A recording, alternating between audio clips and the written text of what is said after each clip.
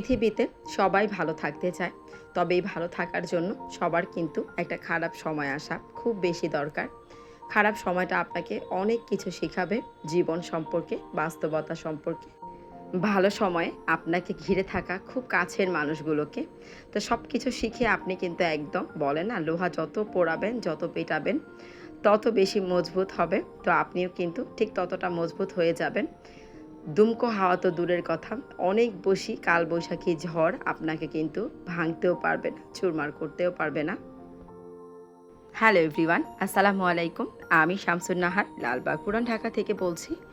Life with Nahar চ্যানেলের নতুন আরেকটি ব্লগ ভিডিও দেখার জন্য আপনাদের সবাইকে ওয়েলকাম করে আমার আজকের ভিডিওটি শুরু করলাম।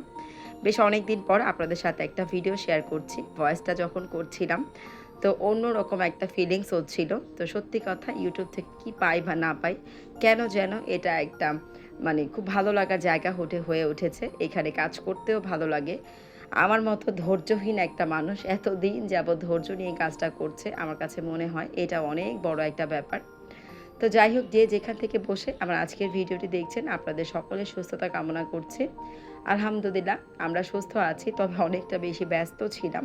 তো যার জন্য কিন্তু আমি ওইভাবে ভিডিও আসলে শেয়ার করতে পারিনি। ঘরে যতক্ষণ থেকেছি ঘরের কাজ ঠিক মতো করতে পারিনি, বাইরে যতক্ষণ থেকেছি দৌড়াদৌড়ির ওপরে। তো সব কিছু মিলিয়ে আমিও কিন্তু অনেকটা অসুস্থ হয়ে পড়েছি। তো যাই হোক, এখন আলহামদুলিল্লাহ ভালো আছি, আমাদের রাজকন্যা ভালো আছে, সবাই ভালো আছি। তবে রাজকন্যা কিন্তু আমাদের মাঝে এখন বাসায় নেই, ও নানু বাসায় চলে গিয়েছে।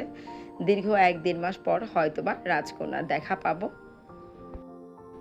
তো ভিডিওটা মোটামুটি সকাল থেকে শুরু করেছি। সকালবেলা ঘুম থেকে উঠেই প্রথমে এলোমেলো যে ডাইনিং টেবিলটা, সেটাকে একটু সুন্দর করে ক্লিন করে নিয়েছি। তারপরেই তো রান্নাঘরে চুলার যে অংশটা, সেটাকেও ক্লিন করে নিলাম।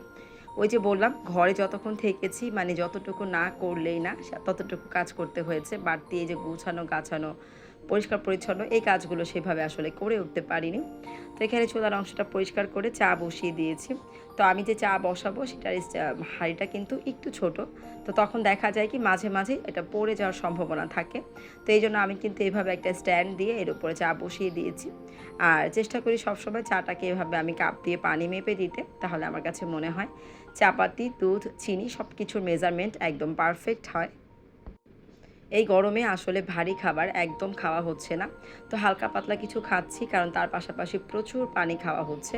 তো এই জন্য হালকা পাতলা কিছু খেয়ে, বেশি করে পানি খেয়ে কিন্তু আমাদের পেট ভরে যাচ্ছে।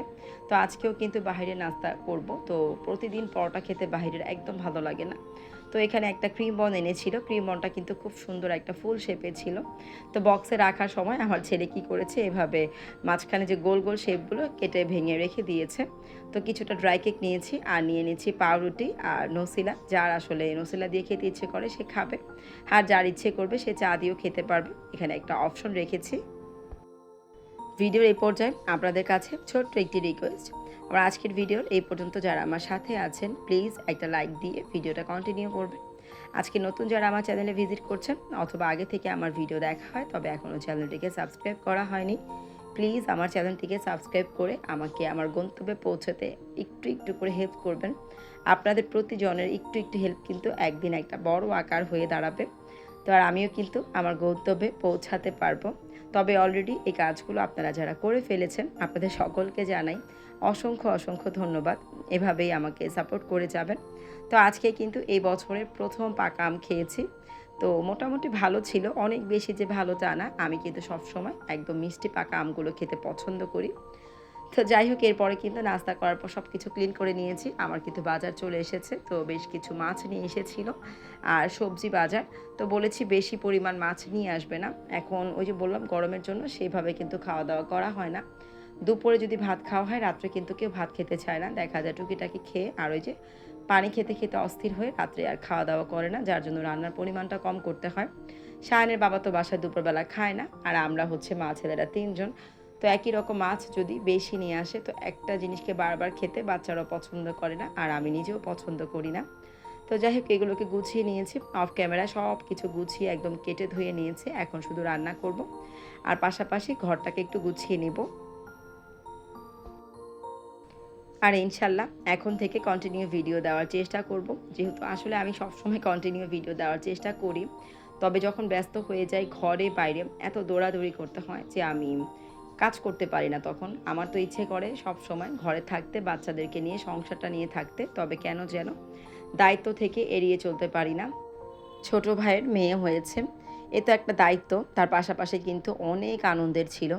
যেদিন রাজকন্যাকে ১ম দেখলাম, মানে ওটি থেকে যখন বের করে এনেছে, আমি কিন্তু আমার চোখের অশ্রুটাকে ধরে রাখতে পারিনি। তো নিয়েই কিন্তু ওর বাবার কোলে দিয়েছি। তো আমার ছোট ভাই বাচ্চাটাকে কোলে নিয়ে একদম চুপ করে দাঁড়িয়েছিল। মানে ও যে কিছু বলবে আমি শুধু দেখছিলাম, ও কিছু বলারও আসলে সেই পরিস্থিতিতে ছিল না। তো এই ফিলিংসটা সত্যি অন্যরকম, ১ম বার বাবা-মা হওয়া। তো নিজের অনুভূতির কথাগুলো আসলে মনে পড়ে গেল। তো আমার যেহেতু মেয়ে নেই, আমাদের বাড়িতে ১ম রাজকন্যাই বলা যায়। আর রাজকন্যার দাদাভাইয়ের কোলে যখন রাজকন্যাকে ১ম বার দিয়েছি, রাজকন্যার দাদাভাই কিন্তু একদম কান্না করে ফেলেছে। তো এতগুলো নাতিপুতি দেখেছে আমার বাবা। তবে এই ১ম রাজকন্যাকে কোলে নিয়ে কিন্তু আব্বু একদম কান্না করে দিয়েছে। তো এত ভালো লেগেছে। আর একটা মেয়ে আমার কাছে মনে হয় অন্যরকম একটা অনুভূতি। বাচ্চা কিন্তু সবার কাছেই সমান। আমার ২ টা ছেলে আলহামদুলিল্লাহ আমার কিন্তু খুব ভালোবাসার। কিন্তু তারপরেও কেন যেন মনে হয় একটা মেয়ে সত্যি বাবা-মায়ের একটা রাজকন্যা হয়।